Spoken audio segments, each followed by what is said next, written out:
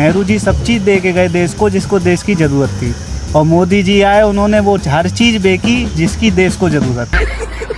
साल 2013 में मोदी जी ने एक रैली में कहा था कि हमने तय किया है जितने लोग विधानसभा में चुन करके आए हैं, जितने लोग पार्लियामेंट में चुन करके आए हैं, उनके जितने भी पेंडिंग केसेस होंगे, जितने भी आपराधिक मामले होंगे, उन सारे के सारे मामलों के लिए अलग कोर्ट की रचना की जाएगी। सुप्रीम कोर्ट की निगरानी में सारा काम चलाया जाएगा और 1 साल के भीतर भीतर दूध का दूध पानी का पानी हो जाए। जो अपराधी हैं लेकिन राजनीति में आगे बढ़ चुके हैं वो जेल जाएं। एक शुद्धि की शुरुआत। ऐसे क्रिमिनल बैकग्राउंड वाले नेताओं को सजा दिलाने की तो दूर की बात, पीएम मोदी खुद उनको 2019 के चुनाव में भर भर कर टिकट्स देते हैं। आप विश्वास नहीं करेंगे, बीजेपी में 134 यानी कि 134 एमएलए एमपी हैं जिन पर क्रिमिनल केसेस के चार्जेस लगे हुए हैं। कहाँ गया मोदी का वो वादा जो उनको सजा दिलाने वाला था? 2012 में एक चुनाव की कैंपेन के टाइम मोदी जी ने स्टेज पर खड़े होकर बोला था कि मैं शासन में बैठा हूं, मुझे पता है रुपया का वैल्यू ऐसे नहीं गिरता। ऐसे नहीं होता मित्रों,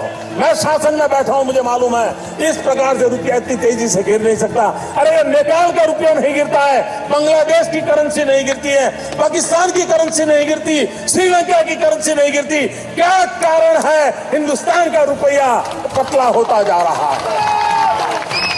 ये जवाब देना पड़ेगा आपको, इस आपसे जवाब मांग रहा है। लेकिन यहाँ पर आयरनी की बात ये होती है, जब मोदी 2012 में ये भाषण दे रहे थे उस टाइम रुपए की डॉलर के कंपैरिजन में कीमत 56 रुपए थी। लेकिन जब से मोदी पीएम बनते हैं उसी टाइम से रुपए की वैल्यू लगातार गिर रही है और आज ऐसे हालात हो चुके हैं डॉलर के कंपैरिजन में रुपए की वैल्यू 97 हो चुकी है। इस वक्त FIs की बिकवाली के साथ जो कुछ हो रहा है, क्या भारत में करेंसी क्राइसिस है? रुपया इतना कमजोर क्यों हो रहा है? रुपए की कमजोरी भी जो दिख रही लाइफ लो पर लगातार तीसरे दिन है, क्या वाकई में कोई करेंसी क्राइसिस है? लेकिन पीएम मोदी या फिर उनके सपोर्टर के पास इसका कोई भी जवाब नहीं है। कुछ महान लोगों से जब गिरते हुए रुपए के बारे में पूछा जाता है तो वो कहते हैं कि रुपया नहीं गिर रहा है बल्कि डॉलर और स्ट्रांग होता जा रहा है। First of all, I would look at it as not rupee sliding, and look at it as dollar strengthening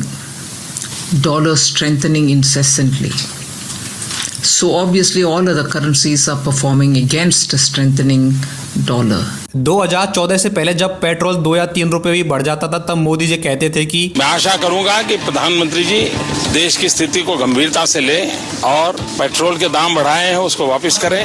उन्होंने देश में जिस प्रकार से पेट्रोल के दाम बढ़ा दिए, ये दिल्ली सरकार की शासन चलाने की नाकामयाबी का जीता जागता सबूत है। और आज वही पेट्रोल 110-120 रुपए प्रति लीटर मिल रहा है, कहीं कहीं तो वो 120 रुपए तक पहुंच चुका है। पेट्रोल और डीजल की कीमतों में लगी आग थमने का नाम नहीं ले रही है। पेट्रोल इतना महंगा कर दिया है ना, पूछो मत, सबका हालत खराब है भाई। सर पहले 500 का पेट्रोल भराते थे तो कम से कम 8 दिन चलता था सर, अभी तो 6 दिन ही चल रहा है। 1 लीटर पेट्रोल के 120 रुपए देने के बाद भी पेट्रोल आज हमें शुद्ध नहीं मिल रहा है, उसमें भी 20 से 30% इथेनॉल की मिलावट आ रही है। कारण ये है कि मुंबई शहर में अब जो पेट्रोल की कीमत है पर लीटर वो 120 रुपए पार हो गई है और जो डीजल की कीमत है वो अब शतक लगाने की कोशिश कर रही है।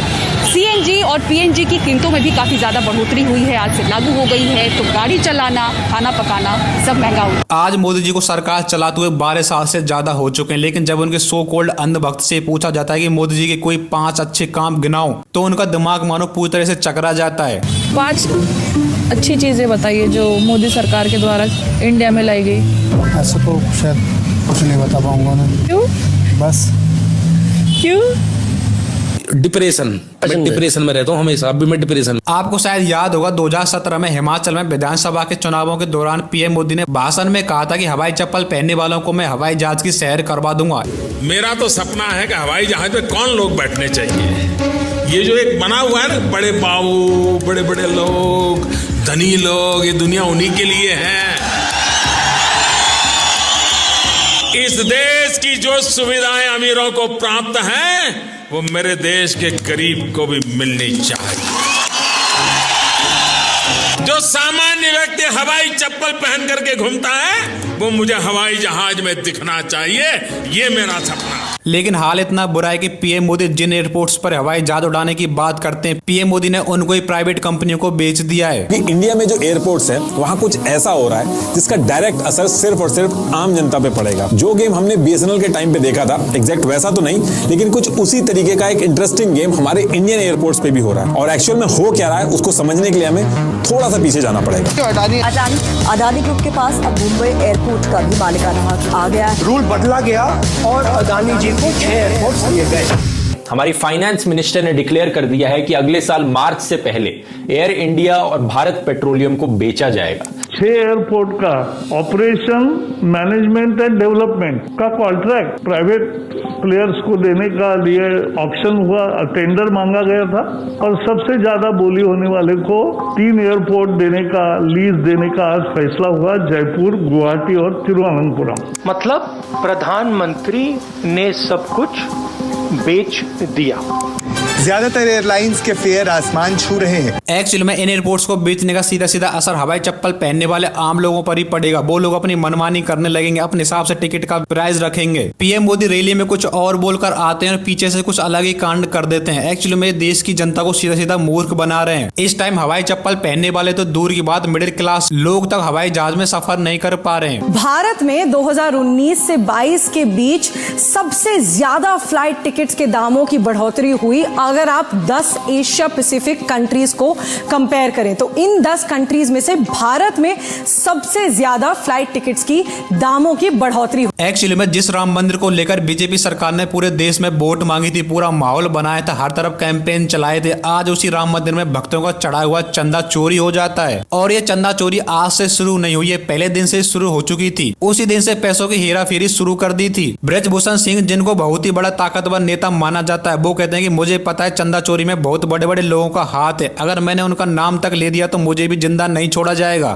देखिए, एक ही चीज को बार बार दोहराना अच्छी बात नहीं है, इसलिए जो कुछ बोलना था हम लोग पहले बोल चुके हैं और हम इस पर अब दोबारा बोलने की आवश्यकता नहीं है। जांच चल रही है, जांच पूरी होने दीजिए और जांच की रिपोर्ट आएगी तो अपने आप पता चल जाएगा कि क्या सही है क्या गलत है। एंड इवन बागेश्वर धाम के धीरेन्द्र शास्त्री ने बोला है कि अगर उन्होंने उनके नाम की पर्ची खोल दी तो उनको भी निपटा दिया जाएगा। ये तो ठीक है, इतना हम कह सकते हैं, ज्यादा तो नहीं, और कह भी दे तो कोई बुराई नहीं, सच तो सच है और जिसको बुरा लगे भला लगे वो उसका अपना काम। हम इतना कह सकते हैं, रावण ने माता जानकी जी की चोरी की थी, उसका परिणाम ये निकला कि 7 परिवार सहित नाश हुआ।